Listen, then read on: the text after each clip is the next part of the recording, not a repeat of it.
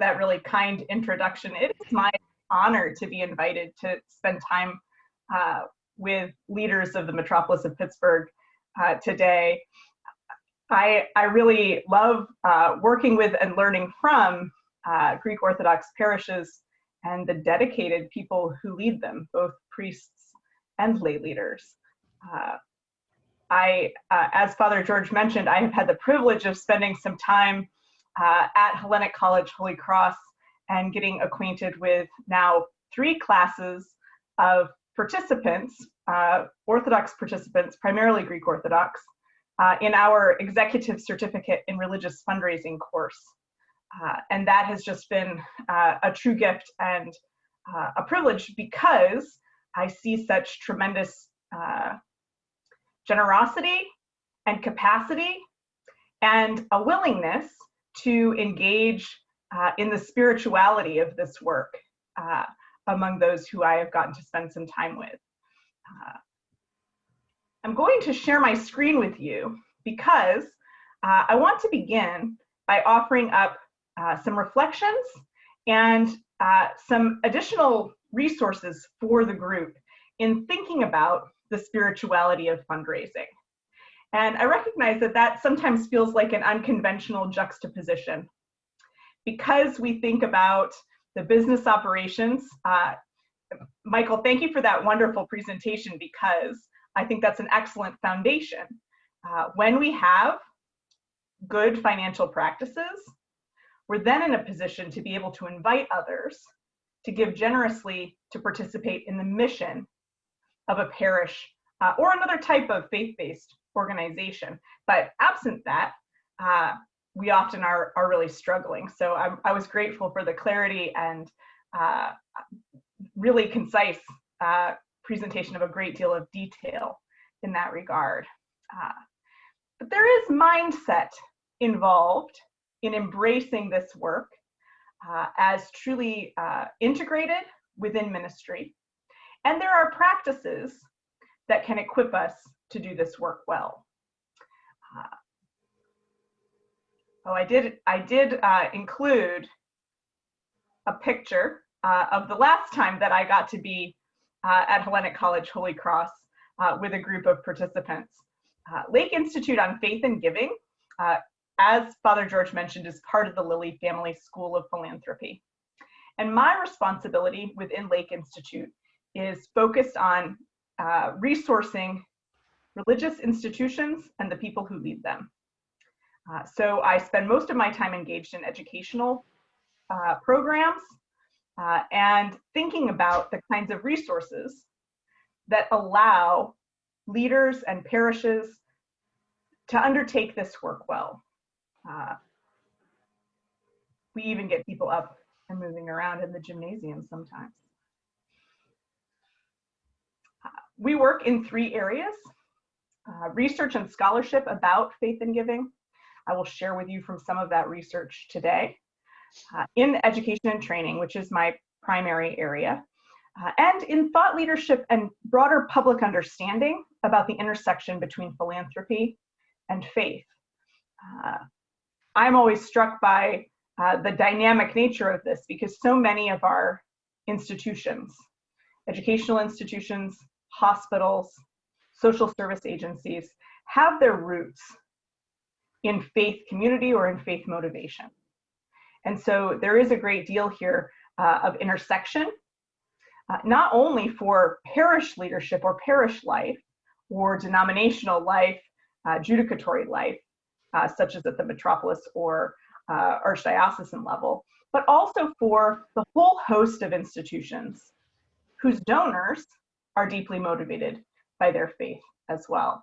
So I love to think about all of the sections. To get us started in our conversation today, I want to talk a little bit about this notion of fundraising as ministry. And I will be clear in saying that I intend to redeem the language a little bit. I know there's a tendency to separate stewardship from fundraising, but I want to be clear that when I say fundraising, I really mean a broad look at the revenue sources that support church life.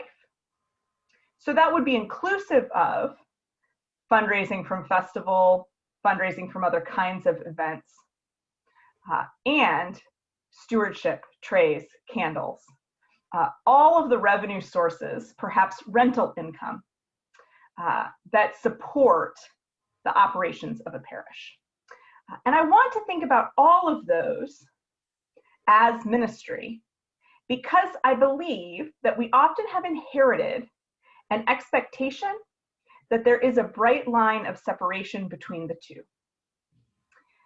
That when we're engaged in the business operations, including fundraising, including good financial controls, best practices, when we are thinking about maintenance of our facility or the general operations of a parish, we are doing something that is supportive of ministry, but not necessarily ministry itself. And I want to challenge that expectation, because I think that when we are able to integrate, we can improve our practices and experience greater joy in those important operational components. I want to ask you just for a moment to think about the words, the images, and the experiences that come to your mind when you think of fundraising. And I'll press you a little bit to think about any type of revenue generating activity. So stewardship. I know that there are parishes that have had dues processes or a dues oriented approach to funding the ministry of the parish. Think about all of those activities that you have experienced inside and also outside of the parish. Make a list. Pay attention to how it feels when you think about this practice. And think outside of parish life. Do you have a Girl Scout knocking on your door this spring, this winter, selling Girl Scout cookies? Or maybe a solicitation on social media for someone's birthday fundraiser? Does the phone ever ring during dinner with a request to support an organization that you have contributed to in the past? All of these things are experiences that we have with fundraising. I think about the mailings that I receive with an envelope intended for me to return a contribution to a nonprofit organization. I think about the United Way and that big thermometer that measures progress in a campaign. And I will say for myself, in much of my life, fundraising was an anxiety-producing activity because it was very transactional. And from childhood, my earliest experiences with fundraising were very much like sales. I needed to sell tickets to something, or I needed to make sure that I supported my brother's Cub Scout troop while they were selling popcorn. Thinking about having a car wash as a fundraiser for my youth group. These are some of the things that are in my earliest experience of fundraising. I suspect you have your own. Some of you may think about golf tournaments or gala dinners. We have a whole host of activity around fundraising. I want you to set your own list to the side. And I want you to clear your mind and turn your attention instead to thinking about ministry. Now, recognizing that we have in this group people who serve in a variety of roles, I want you to consider from your own experience, from your own observation and perspective, what are the words, images, and experiences that come to mind when you think of ministry? Where does it take place? Who's involved? What are the feelings that you have about the work of ministry?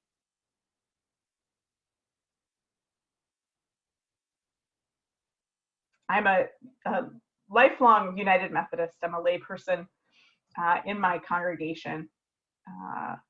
And when I think about ministry from my own location, it's about being a liturgist. It's about service in committees and in the community with members of my congregation. I think about worship. I think about the sacraments. I also think a great deal about relationship. That for me, ministry is often about the connection that people have with one another and with God, and the way in which those relationships help people to draw closer to God in their own lives.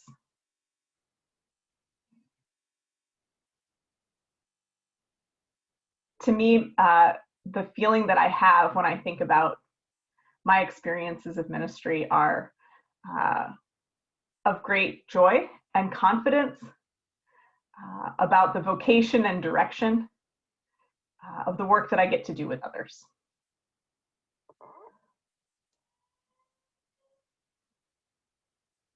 I'd invite you to look at those two lists side by side.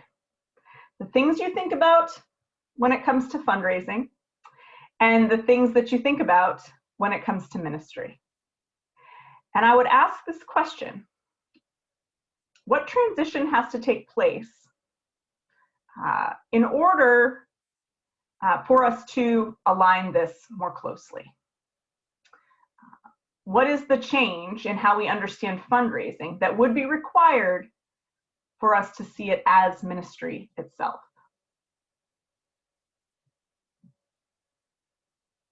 My guess is that your lists are somewhat different. My hope is that there is some intersection and some overlap.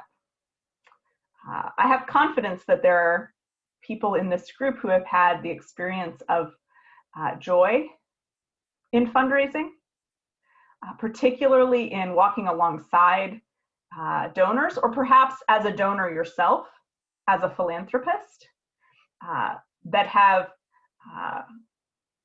felt very clearly aligned with your own sense of vocation, your own sense of purpose, your own experience of life as an Orthodox Christian. My invitation to you is to think about this practice as we continue to discuss the broader landscape of religious giving, some of the opportunities that we might have in this unique season as a result of the intersecting pandemics, and some consideration of what it might look like to yourself, or as a parish, as a leader in the parish, to invite a new kind of thinking about the work that sustains the parish financially. Invitation to stewardship, invitation to fundraising activity that is itself ministry. I think about this as well in terms of discipleship. If stewardship is understood as an important part of our discipleship, I suspect it is something that we ought to talk about more. My experience broadly, and this is inclusive of my experience with Orthodox parishes, is that we tend to talk about money primarily when we are asking for it. And that this means that in general, we experience stewardship as transactional and instrumental, as opposed to being something that is deeply connected and rooted in the faith itself. It relates to that silo around the business operations of the parish that separates from the work of ministry. And my hope is that we can break down that silo and find ways to integrate more intentionally, more clearly. I will give credit to Henry Nouwen. Some of you may be familiar with his writing generally. I would recommend to you as a resource his book, A Spirituality of Fundraising. I have here just a small edition, which contains a set of essays and published talks on the topic of stewardship, fundraising, money that Henry Nouwen gave or published during his lifetime. And just last year, this workbook edition was published. It's an excellent tool for thinking about the way in which the leadership of a parish relates to money. Now, recognizing that Henry Nouwen comes from a different Christian tradition as a Roman Catholic, I will just affirm for you that there is a universality to the way in which he talks about the relationship within our culture to money and the need to interrogate that with our faith. I think this is a very encouraging read, and the workbook edition itself has some excellent ways for groups to learn together. But he really affirms, and I would affirm for you, that when we do this integration, we come to a place where we can see that fundraising is the opposite of begging. If very often we feel we're in a one down, hand out position when we're engaged in fundraising, development, mission advancement, stewardship work, he says instead we have a responsibility to share a vision that is amazing and exciting, and then invite other people to join us in serving the mission toward that vision.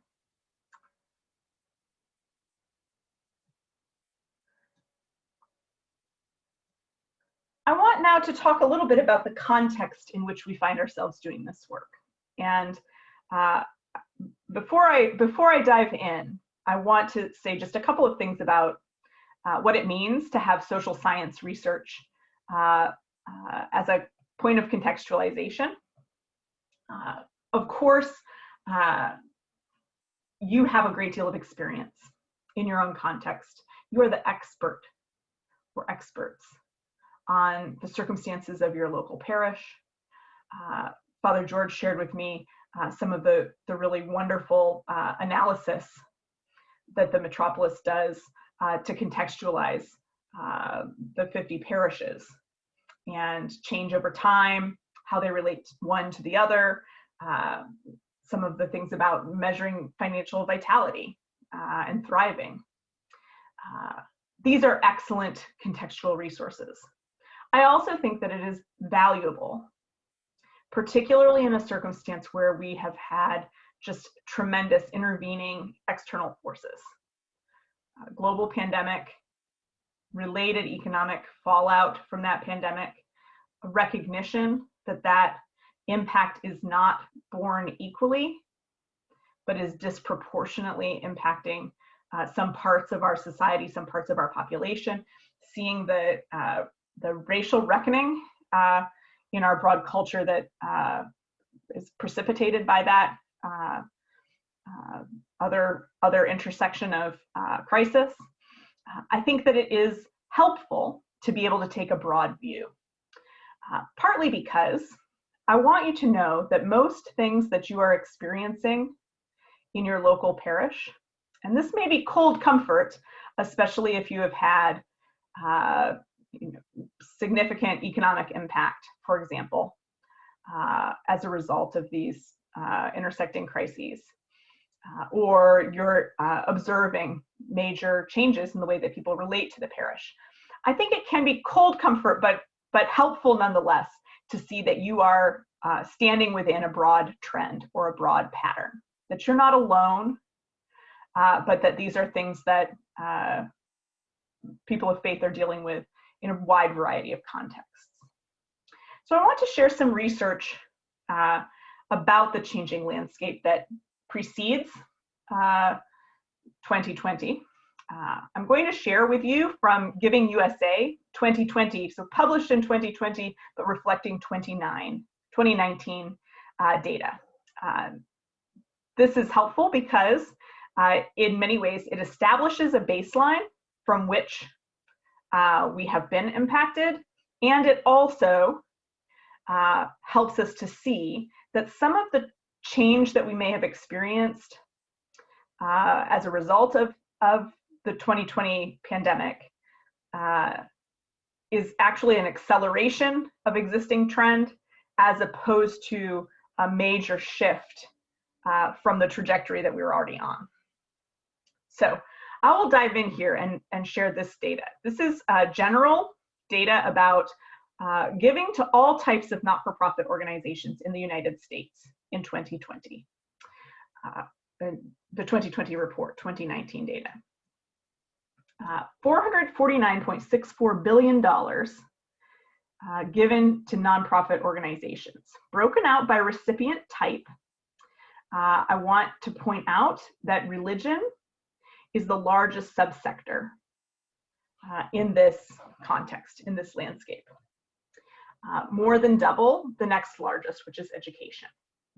Giving USA defines religion narrowly, which means that if you were to give a gift to a separately incorporated church camp with an independent 501c3, or to something like Lutheran Social Services or Catholic Charities, we can clearly see that those are religiously identified organizations, but they do not fall into the religion category. This is only parishes, congregations, denominational bodies or judicatory bodies, and missionary benefit societies. Religious broadcasting is also included. It's a very small portion of that. So when we say religion, we're really talking about parishes, congregations. The good news in 2020 was that giving was up slightly, adjusted for inflation. This is reflective of a trend since recovery from the 2008 Great Recession. When we think about religious giving specifically, it was also up between 2018 and 2019, but it's a modest increase when adjusted for inflation, 0.5%, which is also reflective of this. We've seen a slowing in the growth of giving to religion across the last 30 years. When we look at all of this data, so this is an aggregate of that pie chart. Since 1980, we see that the market share for giving to religion has declined significantly. That's the top sort of pale pink category, showing that even as late as the early 1990s, giving to religion reflected more than 50% of all charitable dollars.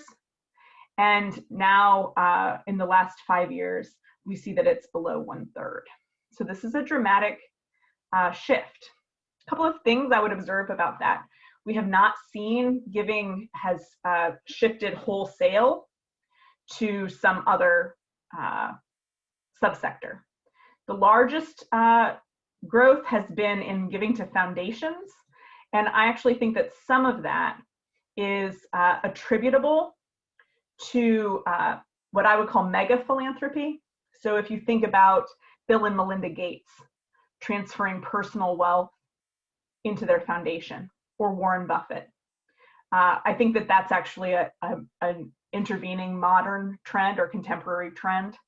But that overall we see sort of modest growth in other subsectors, but consistent decline in market share of giving to religion. I want to talk a little bit about changes in American religious life that might help us to understand some of that decline. The first is what I would refer to as disaffiliation. Americans as a group have disaffiliated from religion, and that is primarily among Christians. When this is Pew data, it shows research that they were conducting between 2007 and 2014. So what we know is that there's just been a substantial increase in the proportion of Americans who self-identify as unaffiliated. So in 2007, 16% of Americans called themselves unaffiliated, and in 2014 we were at 22.8%. That's a 6.7% increase, percentage point increase.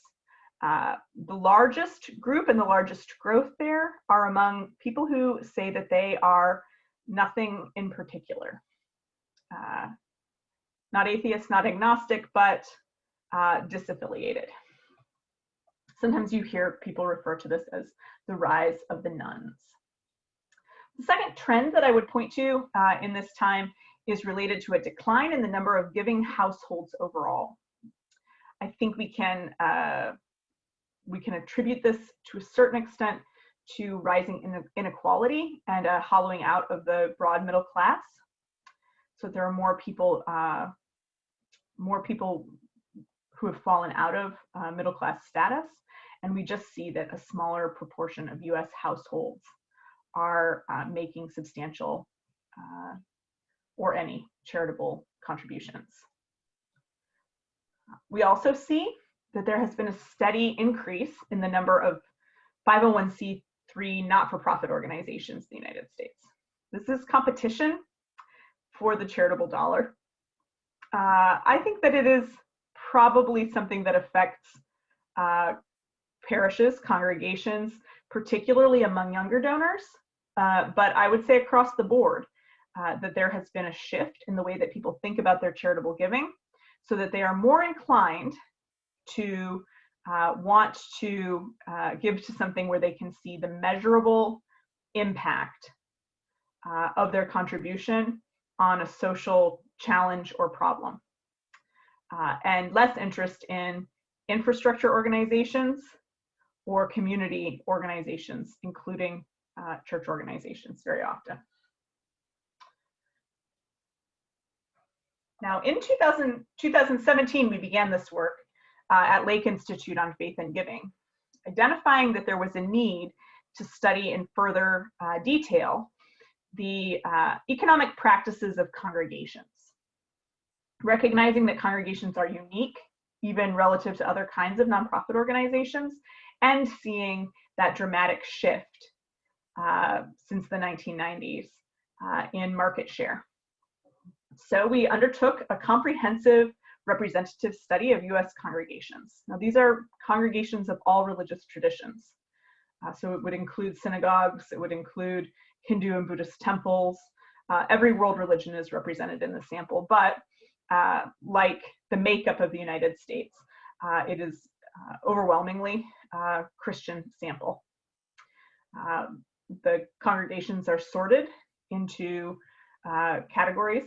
So mainline Protestant category, evangelical Protestant category. These are the largest two categories. Roman Catholic and Black Protestant churches, because we know that there's historical distinctives. These are categories that sociologists of religion use. And then a very frustrating final category that is called other, which aggregates all those traditions that do not fall into one of those preceding categories, and there is great variation among them. I say that because Orthodox parishes fall into that final category. We have just a sample size of Orthodox parishes that is insufficient to be able to make sort of very particularized claims about them on their own. But I will say a little bit about what we do now. We asked how congregations receive, manage, and spend their resources. And I will share a little bit about each of those categories. So we know that congregations receive revenue from various sources, but we did not know what the percentage breakdown would look like.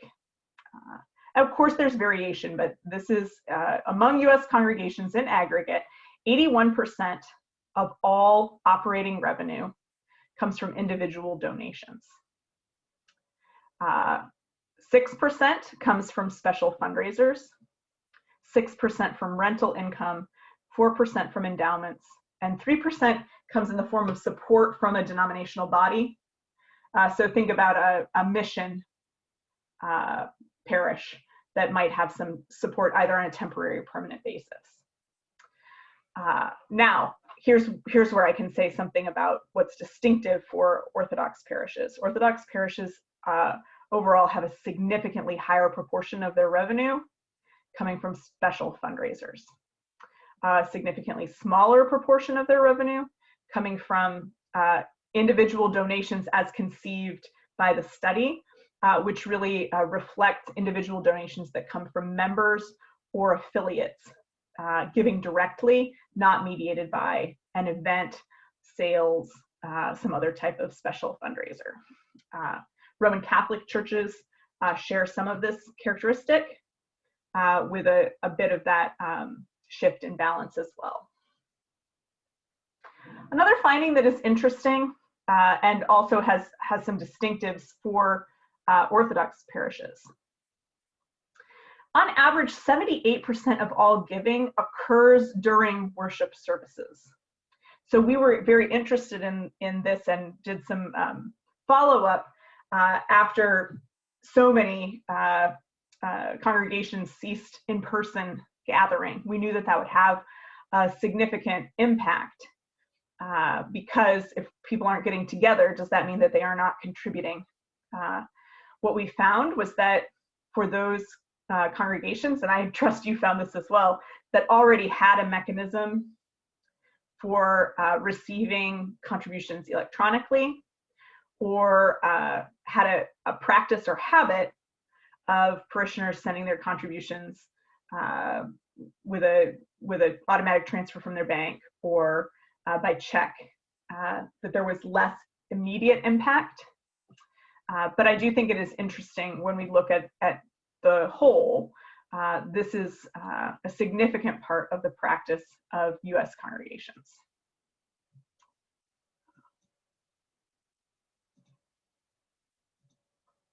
We also asked about endowments, and we found that 3/4 of congregations have endowments, but 1/4 of the congregations with endowments were using more than $10,000 of revenue from that endowment. So many have, what that reflects really is that many have small endowment funds, some type of memorial fund, some type of building endowment or facility endowment. Mainline Protestant and other religious groups were more likely to have that endowment than others. We also know that older congregations, those established before mid-century, mid-20th century, were much more likely to have endowments than newer parishes. And the size of the parish matters to a certain extent. Larger parishes or congregations are more likely to have an endowment as well. We also asked about what proportion have an option for donors to set up an automatic or reoccurring contribution via their bank or their credit card. 55% did. Now, when we were in the field with this, it was 2019, so pre-pandemic. 45% of the parishes or congregations in our study did not have a mechanism for this. Now, again, smaller congregations, much more likely not to have electronic giving. I know that when we followed up, we did a COVID-19 economic impact study. What we found was that a very large percentage of those who did not have electronic giving, say in February of 2020, did by April. That there was a quick turnaround and many people acquired that capacity if they had not had it before. I'm kind of interested. I wonder if in the chat you would just name for yourselves, did your parish acquire an electronic giving platform after March 2020? Is that something that you added in? Always just interested to see. I see some bold yeses. I see a no, and I'm curious about that. Does that mean no, you already had it, or no, you still haven't done it? Oh, this is good timing for somebody. You were just starting in February. Let's see, just starting in February, and then it really precipitated a reason to this. Have e-give. Great.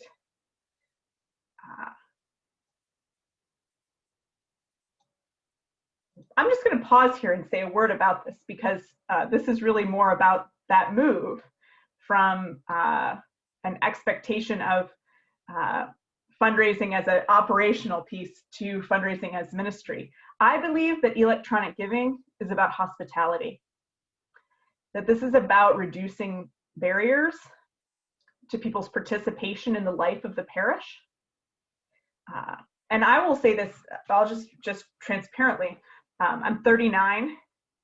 For many, many, many years, I wrote one check per month. And it was the check that I wrote to my congregation.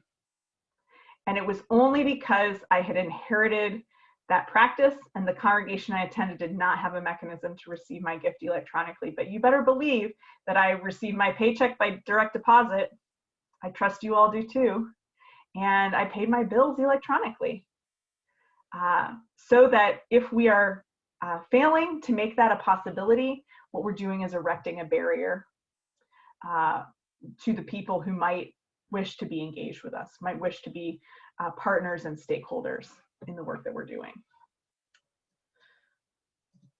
Now, we also asked about how parishes, how congregations manage resources. 45% of the congregations said that they conducted an annual stewardship campaign. And I have to say, as a mainline Protestant person, spending all of my life in that space, I was very surprised by this number.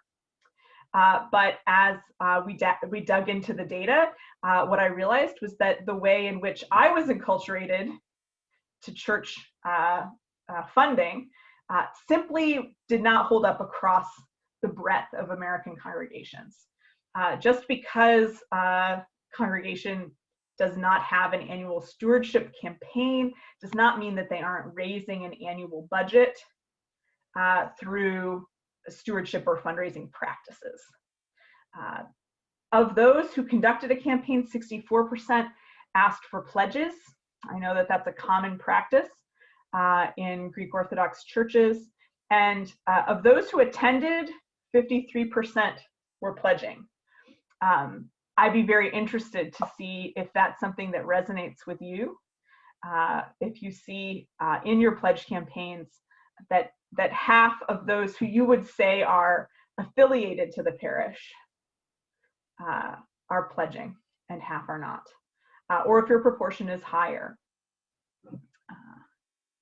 The thing that I take away from this is that pledging is not the only way to plan for finances in a parish, but that it can be an effective tool, particularly if we take that annual stewardship campaign as an opportunity to invite people to think about the way in which they relate to the parish.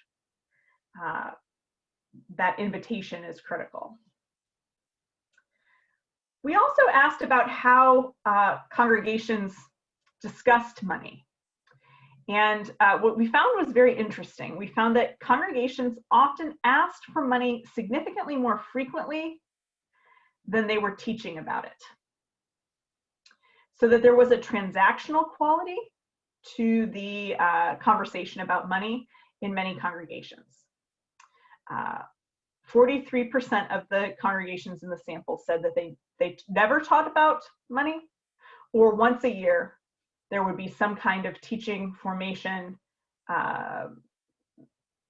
instruction about money in the life of a Christian, in the life of a person of faith. 69% of the congregations in the sample did report that they had some mechanism of sharing personal stories when making a request. So this often takes the form of a moment of witness or testimony when inviting an offering, or inviting people to make pledges or contributions.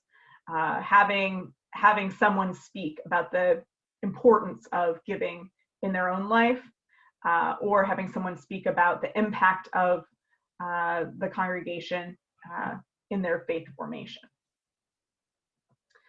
One very, very interesting finding in our research was that when we asked about access to information in stewarding the finances of a congregation, we found that 53% of the clergy, head clergy, reported that they had access to the participants' contribution records, meaning that a significant portion, nearly half, did not have access to that information.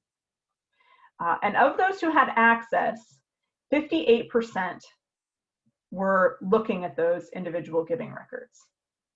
Now, I just want to say something about this, because this is a place where parishes, where congregations are tend to be very distinct from other types of nonprofit organizations. If we understand the clergy person, the head clergy person, as the executive in some capacity, perhaps along with a president or a governance structure of the organization, we treat them very differently in regard to this aspect of leadership and stewardship of an organization.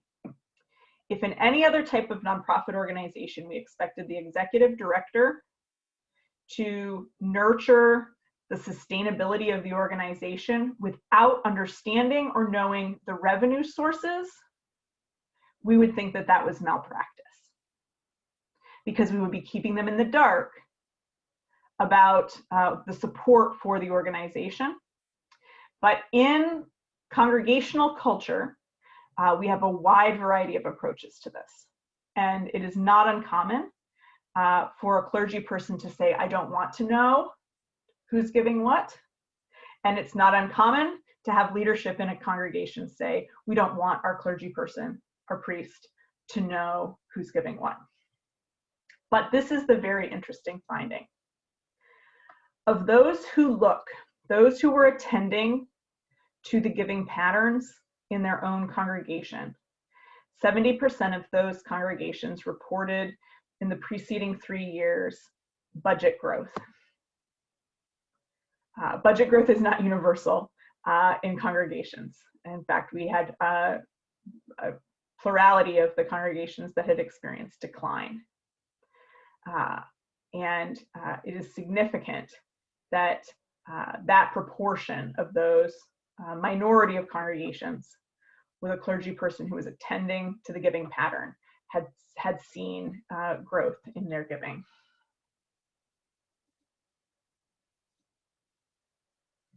I see a question in the chat. So as clergy, we should be reviewing individual giving records. Thank you for asking the question, Father Michael, so directly. Yes, I will make a case for that to anyone who needs it. And I will say, I think it helps in two different ways. One is that it's a leadership case. It really is about having access to the information that you need to be able to make good projections, and for the organization to be cognizant of risk exposure, particularly if you have some stewards who are making significantly larger contributions and covering a larger proportion of the budget. Just in the way, I think a parish should be attentive to the percentage of the revenue that supports operating that comes from festival. As so many parishes experienced in 2020, the loss of that festival revenue or significant decline in festival revenue caused real anxiety, if not crisis. So again, I think that there's a leadership responsibility there. I will also say that I think the more important reason for priests to be attentive to the stewardship patterns within a parish are tied to pastoral care and care for the community. I believe that people give for a variety of different reasons, of course, but that there are very often connections between their spiritual well-being and their giving, particularly if there's a healthy culture that nurtures generosity and invites people to stewardship as a part of their discipleship. And when there is a change in an individual's giving, either a substantial increase, a drop off, it's very often tied to something important in their lives. I have a colleague who says that he never saw a major change in giving that wasn't related to a death, divorce, or disease. And I think that's it's a little simplistic, but his intention was just to say that by paying attention to the way in which people shifted in their giving, he found that he was able to meet people in their lives with things that they would not necessarily have disclosed to him. When a pastor says, I'm worried that I will not see my people in the same way, a priest says, I'm afraid I won't treat my parishioners the same if I know that one is giving substantially more, or this one who I think ought to be is not. I just have to say, I have great confidence in the pastoral sensitivity and in the ability to care sensitively with personal information that priests bring to their ministry. People come to you with much more important things than their financial contribution to the congregation. They come with concerns about their marriages and their kids and their drug addictions and a whole host of challenges in their lives. And I know that you care for them sensitively, and I have every confidence that a priest can care for the information about the giving to the parish in the same way. And that ultimately that will strengthen the relational nature of all of this fundraising work. Fundraising is not about money. It is primarily about relationships. It's about the people who are giving of themselves, and that money is one way in which they can contribute. So this leads to the last category in this study, which is about how congregations spend their resources. This is, again, an aggregate, all U.S. congregations, representative sample. 49% of congregational budgets were directed to personnel, with 23% being directed toward facilities. Now we see that this breaks down differently by different traditions, but personnel and facilities are always the two largest categories, with missions, programs, and then dues, in this case, meaning contributions to denomination. So that would be allocation to the archdiocese and then back to the metropolis. That is the smallest proportion of spending in the context of parish life. Sometimes people ask me, is that unbalanced? Should we be spending less on personnel and more on mission or program? I mean, this is very contextual. I will talk a little bit about a tool that I think will help parishes to interpret their budget to others around mission, because what I know is that in general, the personnel of a congregation are the primary driver behind mission and program.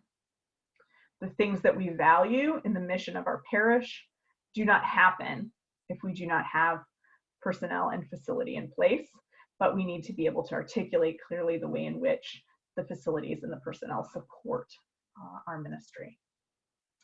I also like to share this because I do think it's a word of encouragement, and it's something that we saw actually increase post COVID intervention, which is that U.S. congregations are very committed to service. 98% of the congregations in our study reported that they had collaborated with an outside organization. 13% had a separately incorporated nonprofit or some kind of social enterprise through which they were serving the community. And when congregations are in mission to their local community, and it is primarily local or within the United States, there is also a category of international mission as well. They're very often meeting basic needs or addressing urgent, emergent needs such as with disaster relief. But that food and clothing, care for the least, is really the primary focus of this kind of spending. So just a word of encouragement there. Now, I want to pause because I know that I've given you a great deal of data. I am going to send these slides on so that Father George can share them out to you all. And I can also give you some additional resources around some of this research, particularly the newest research that is showing some of the impact as a result of COVID-19 and some of the creativity that we have seen emerge in faith communities as they respond to address human need, but also as they think about what the future might look like in the individual context of parish or congregational life. Are there questions about this change in the landscape?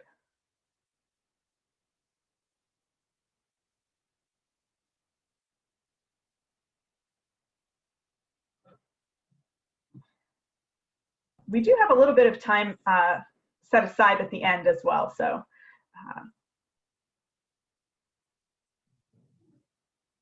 I want to say that I really appreciate a lot of the things that you've been saying, because I tell a lot of people here that know me, I was raised as a Methodist, and I say like I was raised as a Methodist when it mattered, but anyway, this idea of this misconception, especially in the Greek Orthodox Church, of this transactional relationship, whereas where people get very upset when we talk about why it is that we give, because that transactional nature is so deeply ingrained, it seems like, in our culture as churches altogether. So at some point when you were back there talking about it in the very beginning, the one thing I was thinking about was we have to get people, and this is true, we have to get people to give out of like a relationship and out of a dedication to Christ. But if we don't have a tie to the importance of what the church is, then it kind of, I almost feel like one of the things that you were saying, we're kind of like even a step behind that, even, which is this disconnect between the relationship of the people in the church and what the primary thrust of the church is, and then getting people to give from that. And I wondered if you could, if I'm like misconceiving, I guess, like where we could be, and if you would be able to comment on that, please. Yeah. Thank you. I think it's a really important perspective. And again, this is with a short presentation like this, I'm always thinking like there's just so much we could talk about. What I would say is that you are absolutely right on that relationship is at the heart of all of this. And we can measure it, we can evaluate what the broad landscape looks like. But what we know is that in the local context, the sustainability of an individual parish is dependent upon the relationships within and around and through that parish. And there is something to me that then is really compelling about this expectation that when we talk about money, when we talk about fundraising, stewardship, development, advancement of the mission of the church, we want to be doing that in the context of an integrated approach to ministry. That every time we invite, every letter that we send out, every event that we hold, we have the vision and the mission of the church in front of us. And every interaction with another person is to build relationship. Every invitation to a parishioner to contribute through stewardship or volunteer or participate otherwise in the life of the parish is about deepening relationship. Now, that's the relationship between the individual and the parish, yes. Maybe between the individual and the person who's inviting, if that's the priest or if that's a lay person in a leadership role, or if that's a friend or a neighbor, but also the relationship between that individual and God. And I think this is where there is something really special, and it can feel really challenging if we aren't accustomed to thinking about it in this way. But that the transactional, God is not a transactional God. And there is a risk that if we mediate the finances of our institutions in a transactional way, we're communicating something false about God. Unintentionally, but in a way that could ultimately be quite detrimental to the body of Christ, to the church, but detrimental to the faith of an individual who's receiving a mixed message or a broken message about what that participation, what that contribution means. I also think that there's something here that I want to lift up. Let me pull my slide again. We will take some more questions at the end. I will come back to it, but I just want to say that I think that very often we're in the business of undertaking a significant mindset shift when we do this work. Shifting from some of the most powerful and predominant narratives or themes in our secular culture to a really intentional development of some aspects of our faith. And I say that as a Christian. The major move that I think of here is from an expectation and a mindset of scarcity to an expectation and a mindset of abundance. The world operates on a principle of scarcity. This is how businesses are run. This is how capitalism functions. We think about what it means to get our piece of the pie, to compete with others for access to the resources that we need. And I would just suggest that Christianity has something else to offer,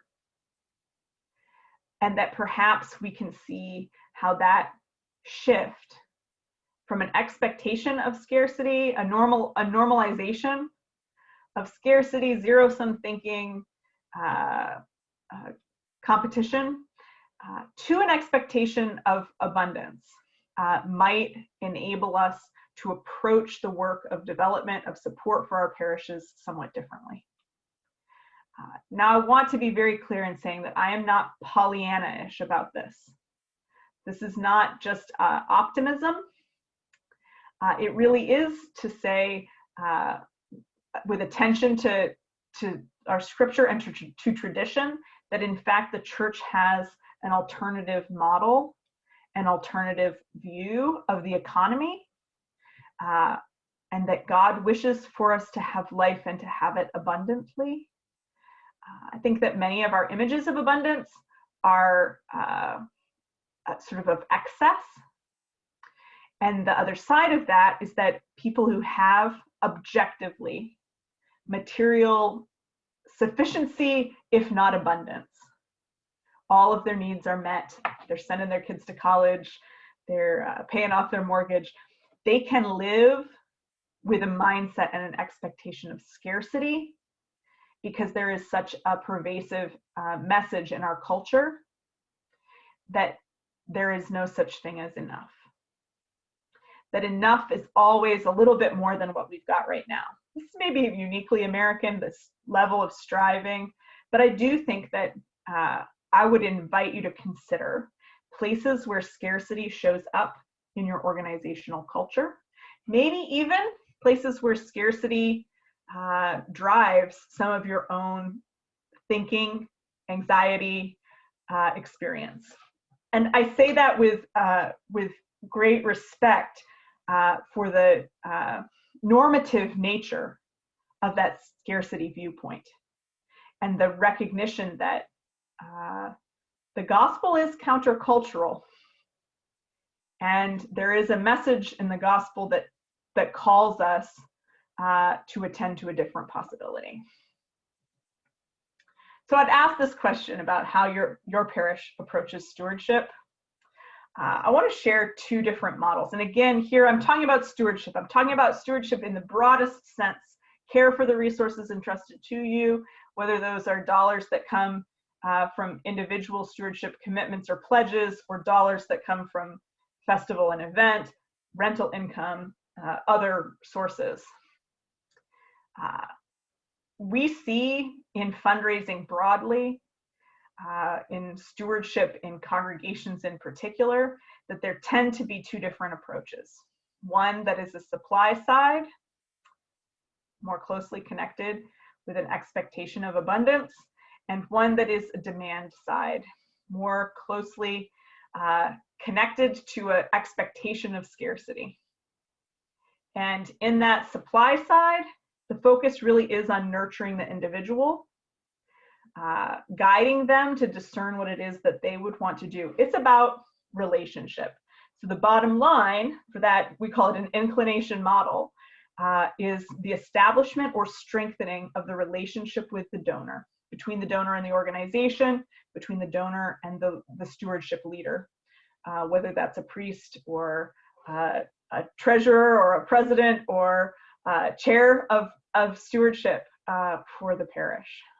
The demand side has at its sort of foundation that transaction, making sure that people make their contributions. I think that a dues model is fundamentally built on some aspects of this demand side, where there's a sense of obligation or duty, and even sometimes a sense of, well, let's just divide up the cost of doing this work, and then we won't have to think about it.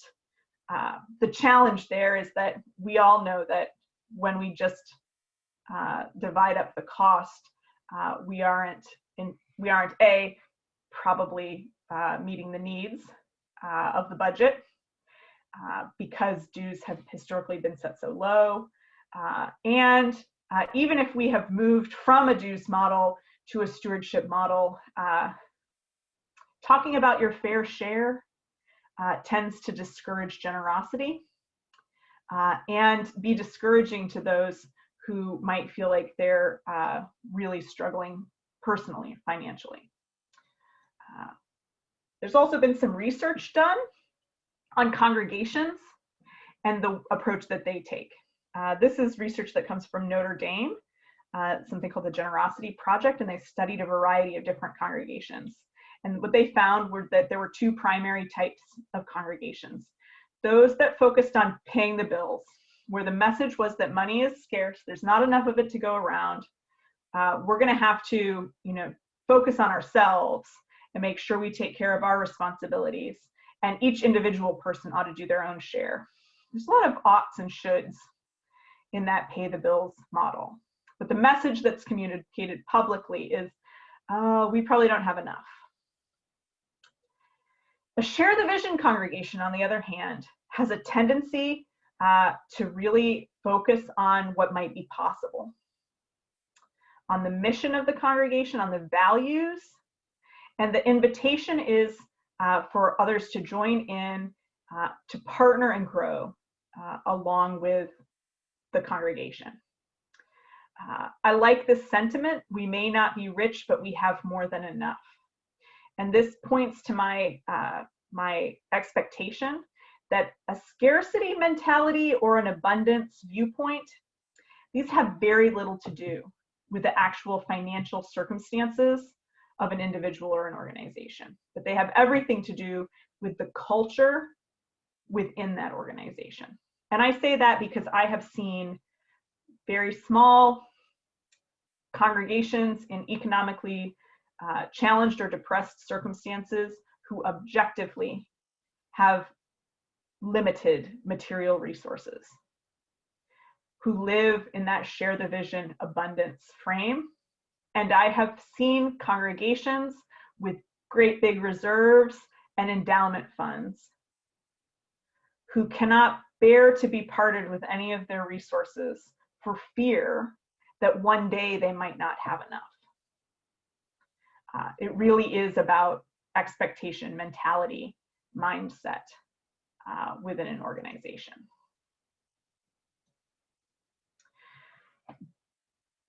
One other thing that we have observed is there is a paradigm shift in religious giving, that if we think about giving generally, we see a shift as well from a more more organization-centered or institution-centered model to a more donor-centered model. My sense is that most organizations, most parishes, have some givers who operate from the traditional paradigm, and increasing numbers of donors, givers, who operate from the emerging paradigm. But most of us have institutional models for fundraising and stewardship that were built for traditional paradigm givers, where there's an emphasis on obligation, where the institution is to be trusted, and whatever the institution decides is what goes. But increasingly, we see emerging an expectation that trust has got to be earned, and that the donor wishes to be a collaborative partner with the organization that's a beneficiary of their gift. We also see that in the traditional paradigm, there was more of an emphasis on fundraising as raising money, that bottom line, that giving is a contribution that a person is making, whereas in the emerging paradigm, there is more focus on nurturing the generosity of the donor and then creating some change. This also affects the way that budgets are constructed. I'll talk a little bit more about that momentarily. But in the emerging paradigm, we see increasingly that donors are not motivated by an appeal to meet the budget. What they really want to participate in is something that's well aligned with their values. This also means that a traditional paradigm organization tends to have an insular financial focus, an expectation that there are limited resources, and that the church operates differently from business. Again, I'm really grateful for the previous presentation, because what I know is that the emerging paradigm giver has an expectation that the organization will embrace best practices. If those are business principles or from the nonprofit sector more generally, the church does not get a pass for being a church. And there's a broader view, an expectation that there's more possibility here.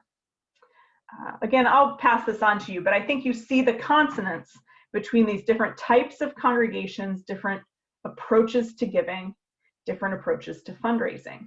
I want to just encourage you that if we're going to be about nurturing generosity in our parishes, if that is something that we want to prioritize for the spiritual vitality and well-being of the parishes, and for the financial thriving, sustainability, integrity of the parish, there are some things that we can do. So I'm going to spend the next few minutes sharing a couple of practical tools or resources with you. And then I'm going to send, along with these slides, a final resource that I would recommend to you for your parishes, which is called a generosity checklist. It's a set of questions to help you discern the needs and challenges of your organization when it comes to thinking about comprehensive financial picture, revenue picture, and fundraising, stewardship, mission advancement development. I like to use all of those words because I know that you have diverse revenue, and because I know that you have people within your parish who think about the business model differently. And so you want to be able to meet them as well. So the first resource that I would recommend to you comes from broader sort of nonprofit practice, which is a narrative budget. This is a mechanism for translating your line item budget to your constituent stakeholders. So to your members, to friends of the parish, to anyone, if you think about another kind of nonprofit organization, anyone who would have any interest in reading an annual report.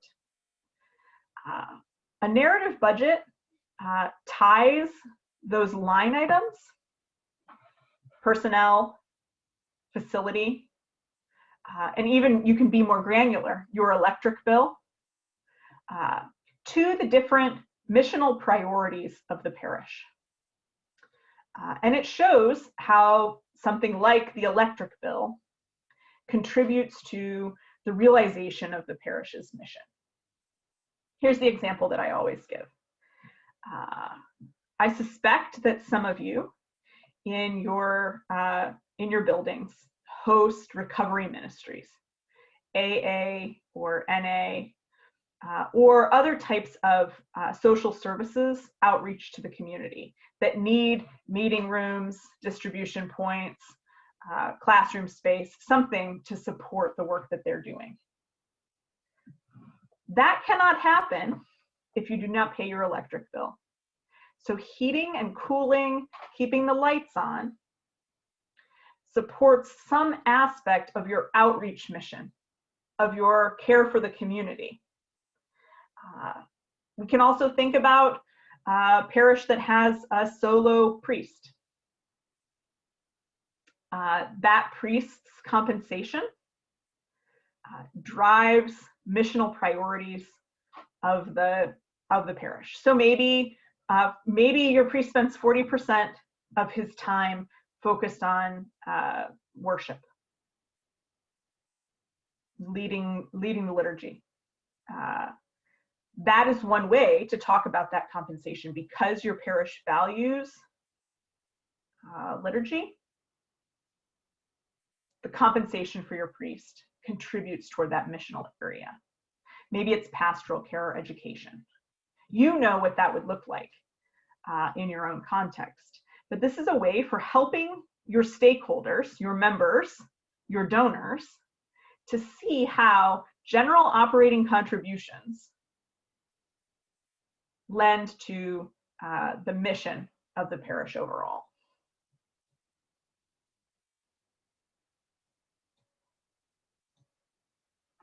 The other tool that I would leave for you, and I would encourage you to think about, is a comprehensive cycle of giving within a parish. Now, it's a cycle, so there's not an obvious place to jump in, but this is how a variety of activities that we do not conventionally think of as fundraising, revenue generating, stewardship even, might lend to a healthier approach, a more integrated approach to fundraising as ministry in the life and then in the year within a parish. Now, I happen to know that the Greek Orthodox Archdiocese of America, including Stacy Stouthoulis, part of your metropolis, are working on a model for year-round stewardship activity. So I would just say to you, stay tuned, because I know that the Archdiocese is going to have some new resources along with a new stewardship handbook that should be quite useful to you in the coming months. But this cycle of giving is a resource to help you think about activity that you're already engaged in that supports your stewardship enterprise. So some of that is having clarity about your mission and vision as a parish, having a comprehensive case statement that helps people to understand what their contribution might accomplish, celebrating the story, preaching and teaching. That's all in that tell the story area. Then how are you asking? Are you inviting people in a variety of ways? Are you ready to receive a variety of kinds of gifts? So that's everything from planned giving to the possibility of capital improvements or a capital campaign, as well as annual stewardship, year-end giving, things that would happen routinely across a year. You also want to learn and plan to make space for evaluation and analysis. You want to collect some data and look back so that you can see trend. Why? Because this informs our projections for the future. It allows us to think about what perhaps we could do or things that we need to be aware of if there will be change that we can anticipate. This also allows us to think about how to use any assets that we have, if that's in an endowment or legacy funds, capital needs planning. And then finally, what are we doing that keeps the momentum going? This is integration in other areas of parish life that perhaps we don't think of as necessarily directly related to stewardship. How do we celebrate what is accomplished in the parish? How do we celebrate the contributions of individuals? What I know is that parishes tend to do a very, very good job of celebrating volunteers and not quite as good a job of celebrating people who are financial contributors. Now, there are exceptions to this, but I think almost all churches that I am aware of can improve the relationship with their donors by intentionally practicing better practices of thanks. I always pick on my congregation, places where I've belonged, because I also give to my undergraduate college, which is in the metropolis of Pittsburgh. I went to Allegheny College in Meadville, Pennsylvania. And when I donate to Allegheny, they treat me very well. I receive an immediate gift acknowledgement because I give electronically. And then they send me a letter of acknowledgement with a handwritten note from my development officer. I am not a major giver to Allegheny College. I designate to scholarships, so then I get a special mailing about scholarships. And I receive a handwritten note from a student who's a beneficiary of scholarship. I love this. It makes me feel connected. When I give to my own congregation, I receive 2 communications. One is really a solicitation. It's a letter in the fall that says, "Thanks for pledging last year. Will you pledge again this year?" And the other is really a tax document, which comes at the end of January, that says, "Here's how much you gave, thanks." Neither of them is a pure thank you. I have to say, I have to give credit where credit is due. I've complained about this, and so we have now a single intentional, focused thank you that comes from our stewardship committee. And I think that it makes a tremendous difference because people recognize that the individual contributions of donors make a huge difference in the life of the congregation. Now I give considerably more to my local congregation than I give to my alma mater. And if you don't believe that donors need this, you may be right, but it's also true that I suspect your donors are having very different experiences with other organizations that they give to. And that is something that we should just be cognizant of. Not that we are in a competition with other kinds of nonprofit organizations, but the way in which donors are treated by arts organizations and hospitals and educational institutions is dramatically different from what they experience in the context of parish life. I'm going to take some questions. I also just want to encourage you to connect with us at Lake Institute. You see here the URL for our National Study of Congregations Economic Practices. So if you want more information about that, I will also drop into the chat a link to our website, and particularly to the Executive Certificate in Religious Fundraising course, which has been hosted by Hellenic College Holy Cross, the Office of Vocation and Ministry. I expect that we will be back with them in 2021 with an online course. Here's a link to that. So I have some time to take some questions. I know that this was a lot of content in short order, but I really am grateful. I'm glad to take your questions. Melissa, this is Father Nick Halkias from Canton, Ohio. How are you today? Very well. Hi, Father Nick. I just appreciate everything that you're saying. I and the kind of combined mission as a source of getting as a source of creating the momentum for good giving is something that we've been weaned on for many years. At least I have. Growing up in the Pittsburgh area, that was something that was a big deal. I did have a question on one of your slides. There was something that was interesting to me, and I just didn't know if it was intentional or if you wanted to speak about it. on one of your slides, it showed a 4-part giving strategy, and maybe it was just made up, but one of them showed that the majority was going towards the mission of the giving, and other parts of it were going to education or other things like this. The way the parish models that I've always been encouraged to bring within parishes are normally focused that everything we're doing within the parish goes towards the mission / vision. But here in that one slide, you were showing a kind of a disparity where some of it was going to the missions and some of it was going to something else. I don't know if that was the same kind of mission or different, or if you wanted to explain that a little bit more deeply. Yeah, thanks. That's a great question. So that's a slide. I mean, that's just a slide that I grabbed with a sort of graphic that an individual congregation had used as a part of a narrative budget, just to illustrate the way in which they were talking about their own budget allocations. I think you are right on that we can make a case and we can talk about every expenditure of a parish as missionally focused. How you want to segment within that, I think matters, because this is about, to a certain extent, transparency and accountability to your people. And I think that most contemporary donors are familiar with some of the guidance and best practices for nonprofit funding models that advise, for example, for very, very low overhead percentages. And I think that sometimes if we aren't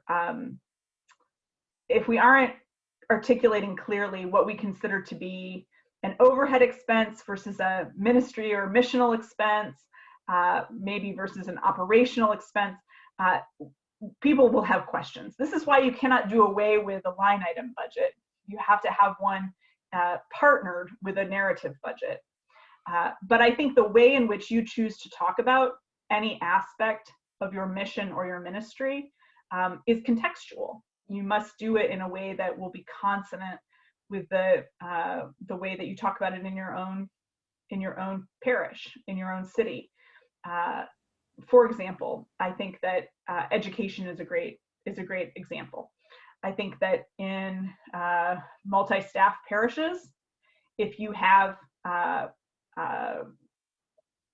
someone who is working on children's ministry or educational ministry, having their compensation clearly delineated for children's ministry, youth ministry, education can be helpful to the parish in understanding this is something we say we value and we back it up with our investment in our budget. I think this can feel more vulnerable or more difficult to translate when it's a solo pastor in a parish. And I say that in part because then the compensation just feels very evident when you're communicating with the parish. But I still think there's real value in it. I've put into the chat a link to a resource that I really recommend. It comes from the Disciples of Christ, the Christian Church, so Protestant denomination, but they have some wonderful examples and some instructions on building a narrative budget and using it to communicate about missional impact. That's great. Thank you. Hi, Melissa. This is Andrew Roscoe from St. John's in Youngstown, Ohio. First of all, I just want to say thank you. That was a great presentation. And I guess some of the takeaways that I got from this, obviously you talk a lot about relationship building in your presentation with the cycle of giving. And I guess as I'm sitting here thinking, it's important for all of us, to understand why people give. Are they giving from the heart, or is it a task? And I think a lot of parishioners and a lot of congregations feel that it's a task. So there's no real emotion behind it as to why people are giving. And I think that's the key. At least for me, it was just something that kind of stood out, is to really build that emotional connection with people, because that's truly when you get to know that person, and that's when, to see their passion and to see and once you have that connection, the money will come for whatever you're doing. So I guess if you could just maybe speak more upon that that emotional connection. Yeah. Mm-hmm. Well, thank you, Andrew. I really appreciate the question, and I think you're pointing in precisely the right direction. I want to answer by telling a story, which comes from one of my mentors in this work, Pastor Bill Enright, who is the pastor of a large Presbyterian church here in Indianapolis, where I live. And he is retired now, but many years ago, he received a gift from somebody in the congregation of tickets to see the symphony. And he went, and he and his wife were, waiting for the music to begin, and he was doing the thing that we all do, which was looking through the program book, and he was looking at the gifts, and he was pleased, but surprised to see a parishioner in the platinum circle, like a 50,000 plus gift. And so he came back from the symphony, and he called the parishioner. And I know when I'm talking to clergy that sometimes there's like an uncomfortable rumbling, like, oh, was he calling to say, like, why aren't you giving to the parish this way? But that's not who Bill is, and that's not what he was doing. He was calling the parishioner to say, thank you. He said, I love the symphony. This is a great gift to our community. Thank you so much for your generosity in supporting this arts organization in our community. And the parishioner was thrilled. He's like, thank you. I'm passionate about the symphony, about this music, about making sure that people in Indianapolis have access to this quality of programming. I just love it, and I'm so glad that you love it too. And that was the end of the conversation. But sure enough, they ran into each other again at a church event. And the parishioner says to Bill, oh, thank you so much for calling. I really appreciated that. This just gives me so much joy to be able to support the symphony. And that gave Bill the opportunity to say, let's have another conversation about this, because I would really like to know more about how it gives you joy and what meaning this gift has for you in your life, because I think it's something that our church could learn about, that we could nurture in others, that joy, that spirit of generosity, that generosity is a virtue, that it's a fruit of the Spirit, and something that we could stand to benefit from. This is not cynical at all on Bill's part. He's not thinking like, oh, I'm going to get you to tell me how to talk other people into giving big gifts to the church. It's totally genuine. But it is really a freedom that comes from having confidence that the mission that you serve in the church is as vital, as energizing, as beautiful as any other kind of organization or ministry. You've given your life to it. A priest has given his life to it, and you lay leaders have given a whole Saturday to thinking intentionally about these aspects of ministry. So I just would affirm that, like, you're right. It's about that deep feeling, that deep sense of an individual person's joy and motivation, and how it lines up with the joy and vision and mission of the parish, of the church. There's real power in it. I think Richard Perizek from Altoona had a question. Thank you, Father. I was really amazed how thorough your research is, and how really important today's discussion is, and it's giving me thoughts about so many of these details. But as an educator, you're really to be congratulated. But is there, in all of the searching you were doing, is there a reason why Orthodox depends so much on, the festival idea of fundraising versus other churches that you had interactions with? I mean, I might say they're good cooks. Maybe that's, if there are poor people, they can at least do that by giving of talent, although they might not have had money. But there must be some reasons for that. Thank you for the question. I don't have empirical research about this, but I will tell you sort of qualitatively, knowing what I know about the history of Orthodoxy in America and observing other kinds of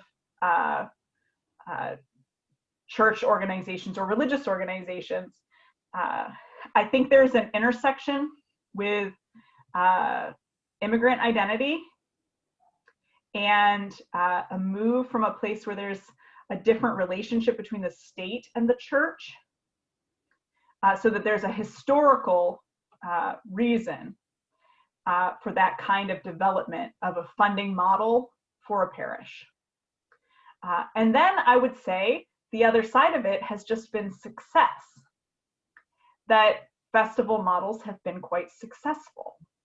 And so there has been an ability to grow and to rely on that successful fundraising model to a point where perhaps unexamined, or maybe not unexamined, but allowed to continue because there are other vital reasons for the parish in the life of the church and the community that are not as tied to money, but tied to a sense of community contribution, relationships within the community, that it has gone on even sometimes when it is not as financially successful as it had been in the past. Or the ratio in terms of the amount of work required and the net revenue has changed. So I don't think that there's a universal answer, because I think this is contextual, and that it is quite varied across the landscape. I see someone here saying the Greeks dominant in the restaurant business with high margins, and I do think that that is a helpful category. I think, and I say this to any organization that has a lot of reliance on fundraising activity, fundraising events, whether that's golf tournaments or festivals, or I mean, I know a lot of parishes that do takeout, even preceding the pandemic, having that kind of food service as a part of their revenue model. You have to be very, very diligent about analyzing the profitability about that, including accounting for time. Yep. And I think this is one of the things that many parishes are challenged with now, is that there was a community commitment and a group of volunteers who were very dedicated. And as there's generational transition, the sustainability of that is a real question. So I'm afraid it's not a very satisfying answer, Richard, because very thoughtful. And I'm a convert from a Congregational Church in New England, so I represent one angle that was mentioned, but I know there's a pride, and I see that ethnicity part of it. There are so many angles to it, but just trying to understand it a little bit better. But very, very thoughtful answer. And I'll tell you, I do not want Greek Orthodox churches to stop having Greek festivals. God forbid. I want to come and I would like to eat the food year after year. However, I do think that there is room for thinking about the place of the festival in the overall funding model of the parish. I want to say two more things about this. And then I recognize we're nearing the end of the time that we have committed here. The first is that I think the festival can be an incredible way for parish to give to the community. People love to come to this. They love to learn about the Greek Orthodox Church, about Greek culture, and they would love to eat some more delicious Greek food. You know this, but that has merit beyond simply raising dollars. It raises relationships, it nurtures care between the parish community and the broader community. The second thing that I will say about festivals and my deep hope for them is that I am afraid that people have been invited to contribute sacrificially of time, and that has been a mechanism that has allowed internal parish culture to undervalue stewardship contributions. And it has allowed individual parishioners to say, I give and give and give toward organization of the festival. And no, my stewardship commitment has not changed in 20 years. But this is the way that I contribute to the life of the parish. And that is a model that needs to have attention, because it is not ultimately sustainable. People age, family structure changes, the expectations of that kind of commitment may no longer hold up. But if we are then, as a result, not inviting people to think about their capacity to give in every dimension, in every way, including with their financial gifts, because we value equally all of these contributions, or perhaps we undervalue the financial gifts that come through stewardship commitments, we're probably leaving some unrealized resources on the table.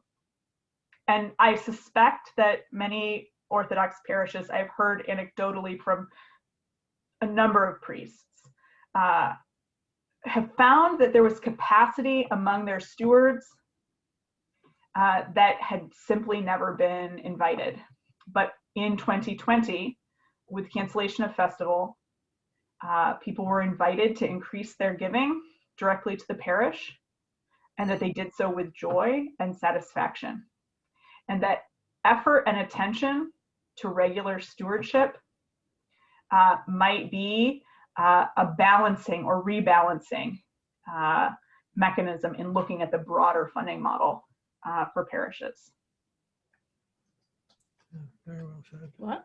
You definitely, one of the things you mentioned was, about giving over 20 years. One of the things that we haven't done is we don't study our own giving, and we don't thoughtfully consider it. And so, we've kind of anecdotally, in some of the parishes said, oh, you can't give the same dollar that your grandfather was giving.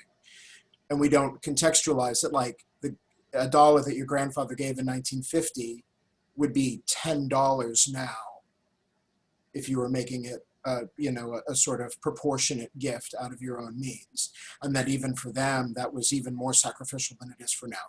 That's just rate of inflation. That's not talking about how, Greeks are, at the moment, better educated with better jobs and better standard of living and all that kind of stuff compared to where we were 70 years ago. So we haven't done enough of that introspective, study of our own patterns and kind of how we need to adapt to the needs around us. Well, and different traditions have different ways of talking about this. We could talk about a tithe. I encourage people to talk about proportional giving and incremental increases in giving, because I think if the only way we talk about giving or faithful giving to talk about tithing, we're going to alienate almost all of our donors, because so few of our parishioners, and this is true across the board, across traditions, tithe. The average gift from a U.S. Christian is between 2 and 3% of their income, and that's their charitable giving overall, not their giving to their local congregation. So I think, of course, you're going to see when you do analysis of the giving within your own context that there's a great variation, and there are people who are giving 10%, 12%, 20%. If you were to have a sense of what their capacity is, but inviting people just to grow in their giving, to consider what it would mean to increase their giving by 1% of their revenue, of their capacity, or to increase by adding 10% to over last year's contribution. That kind of growth in giving can be quite a fruitful way of asking people to examine what they're doing. Often I do an analysis of a local congregation's giving. And do you know the most frequent gift that I see? $1,200 on an annual basis. And it's because a family or an individual thought, I'm going to give $100 a month. That seems like a good number. Not a bad number. But if that's something that you decided in 1997 and you have been doing since then, the invitation to consider and to grow in giving would be an appropriate one. I think it is easy for people to get sort of comfortable with what they've been doing, and we want to invite people to be really intentional. Your Eminence. Yeah, I just want to reflect on that between 2 and 3%. In these gatherings, I almost always reference the most influential sermon I ever heard about giving, and it came when I was a teenager in my home parish in Gary, Indiana, Maryville, Indiana, and Father Evagoras Constantinides, to drive the point home, challenged everyone to give the first hour's pay of their 40-hour work week. And that turns out to be between 2 and 3%, I think. But he said, do this intentionally, do this. This is how you're starting your week. It's not what's left over. It's you're taking it from the top, and do it thinking, I'm giving my week, I'm blessing my week by starting with a gift to God, and put that amount physically aside and bring it with you to church. And he was a kind of a brash priest. I don't know how he lasted 30-something years there, because he actually pointed to people and he said, I know what you make. You're in the, you all work in the mills. I know you do this, and that's $25 an hour. I thought, man, he's going to be run out. But, he managed to stay on, to maintain. I don't know if he ever got that money, but it was a fascinating illustration, and one that I took to heart. Thank you, Your Eminence. I think that's a really wonderful entry point to something that sometimes we talk about as first fruit giving, and helping people to think spiritually about how they live their economic lives, and to focus on that first hour, that beginning point, and what it means to bring our first and best to God, as opposed to whatever's left at the end. There's 7 pages of it. I was going to just defend Father Evagoras. He married me and my wife in 1961, so we're blessed to have known him. Melissa, Yes. this is Father Theodore Petrides. I think you missed my question, so I'm just going to restate it. May we clone you?